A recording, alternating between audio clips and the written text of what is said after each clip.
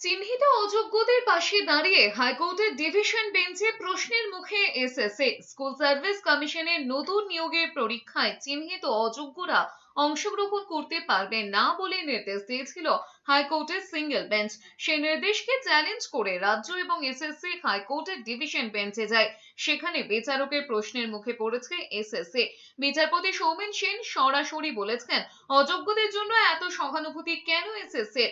আইনজীবী কল্যাণ বন্দ্যোপাধ্যায় কোর্টে কমিশনের হয়ে সওয়াল করেছেন, চিহ্নিত অযোগ্যরাও অংশ নিতে পারবেন নতুন নিয়োগ প্রক্রিয়ায়, কোনো বাধা নেই সুপ্রিম কোর্টের। তার আরো প্রশ্ন, অযোগ্যদের চাকরি তো গেছে, তারপরেও বেতন ফেরত দিতে হচ্ছে, তবে কেন চিহ্নিত অযোগ্যরা নিয়োগে অংশ নিতে পারবেন না?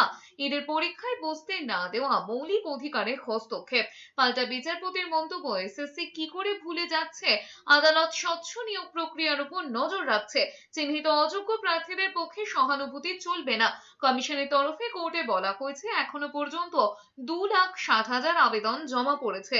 চিহ্নিত অযোগ্যদের সংখ্যা 1801 জন, তার মধ্যে মাত্র 188 জন চিহ্নিত অযোগ্য আবেদন করেছেন। এর আগে এপ্রিলে নিয়োগ দুর্নীতির অভিযোগে 2016 আস্ত প্যানেল বাতিল করে সুপ্রিম কোর্ট।